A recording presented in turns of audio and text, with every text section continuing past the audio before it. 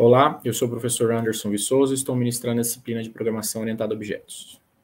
Neste módulo 3, estamos falando sobre os pilares da Programação Orientada a Objetos. Na unidade 4, falaremos sobre classes e métodos genéricos. Bom, nesse slide, nós vemos uma pilha de inteiros que foi apresentada para a gente aí, num exemplo na aula passada, na aula de interface. Aqui podemos ver uma implementação, né, sem o uso da interface, mas é um exemplo para a gente entender um conceito que teremos nos próximos slides. Então, é uma classe só, tá? Então, a caixa da esquerda com a caixa da direita é uma classe só.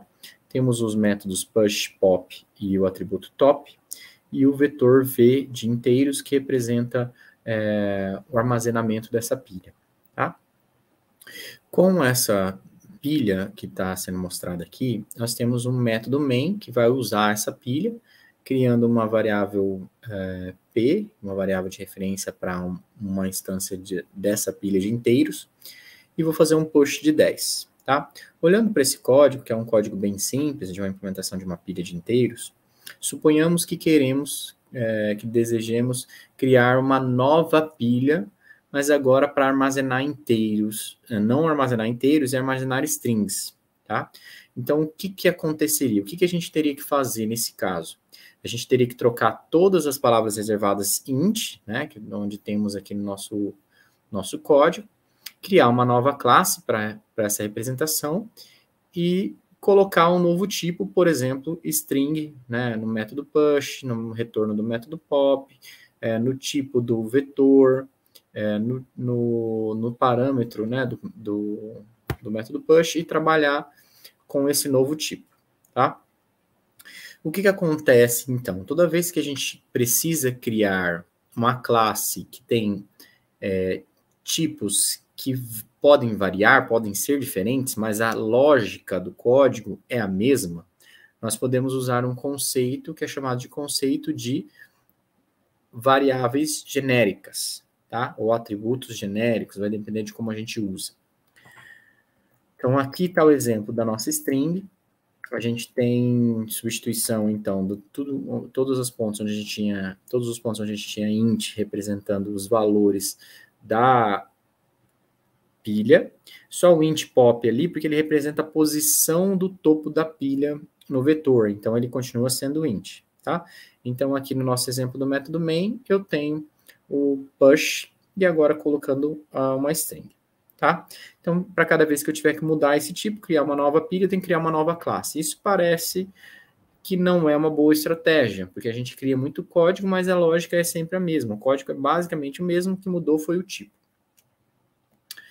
Dessa forma, é possível criar sua própria classe e adicionar elementos genéricos, tá? Que só vão ter seu tipo definido em runtime, em tempo de execução, tá? Isso é muito legal, né, para a gente usar no nosso código, agiliza a nossa programação, a gente cria um código só que pode ser usado por diferentes tipos, tá? Então, temos que definir os tipos genéricos entre os caracteres maior e menor e separados por vírgula após a definição da classe. Ainda é possível definir se o tipo é filho de alguma classe específica, usando a palavra extends, ou implements, se ele implementa algum tipo de interface.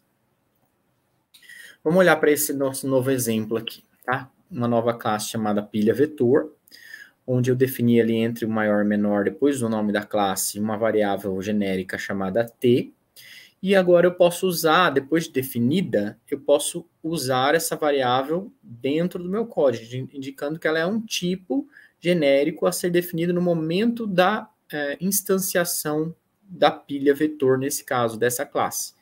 Tá? Então, eu defini ali o nosso vetor como sendo t.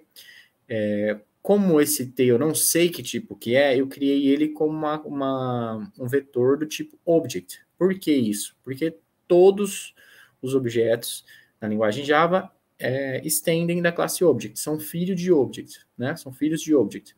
Então, com isso, é possível que todos sejam representados por object, tá? Então, ali no push eu uso a variável t, no pop eu uso como retorno a variável t, né? O tipo genérico t, tá? E o que acontece lá na instanciação, ali no nosso quadro à direita? O que vai acontecer ali? Esse quadro mostra a nova pilha vetor E aí, do lado do nome da classe que a gente está querendo referenciar, eu coloco entre maior e menor o tipo a qual será associado com o T na hora da execução, em tempo de execução. Tá?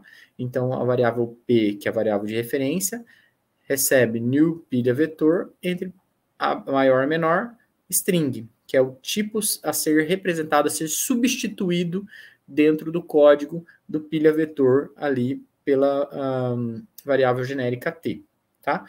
Então, eu posso fazer um push texto, por exemplo, porque eu defini essa instância específica representando T como sendo um texto, um string, e embaixo, logo embaixo, eu crio um pilha vetor com a classe integer, que é um inteiro, representando um inteiro, e aí eu posso fazer um push com o número 10, que é um inteiro, e aí todo o nosso código ali à esquerda da pilha vetor vai funcionar normalmente. Mais um exemplo, como foi dito no nosso slide, em alguns slides anteriores, eu posso definir ali dentro da definição da classe, né, após o nome da classe, eu tenho o mesmo exemplo T, que é a variável que a gente definiu, e posso dizer que ela é filha de number. Com isso, na hora da instanciação da classe myClass, o compilador já vai fazer uma conferência ali, né, já vai confirmar que aquela classe é filha de number. Além disso, eu já posso usar as características, né, dos membros internos de number dentro da minha classe myClass, ok? E aí eu pus uma vírgula ali e coloquei um outro tipo, uma variável genérica chamada C, tá? É comum na linguagem Java a gente usar só uma letra maiúscula para identificar os tipos genéricos, tá? É mais comum isso, mas não necessariamente precisa ser só uma letra, ok? E aí eu defini dentro do myClass um T, um atributo T chamado A e um atributo do tipo C chamado B, e posso trabalhar com eles, tá? E até chegar no método main ali, onde eu defino que esse myClass vai se referenciar a uma classe onde o T vai representar um double e o C vai ser representado por uma string nesse objeto específico, tá? É por instância sendo criada, tá? E o Java também, a gente tem a possibilidade de criar essa classe, essa instância, né? Ao invés de repetir novamente, né, o double, vírgula, string na parte direita, né, da atribuição, a gente pode usar só o maior e menor, que ele vai entender que vai ser a mesma definição que está do lado esquerdo da atribuição, ou seja, double e string. Tá? Essa é chamada de notação Diamond, esse maior e menor juntos, que indicam que tem essa função, tá? De repetir a mesma definição de tipos do lado esquerdo da atribuição da instância.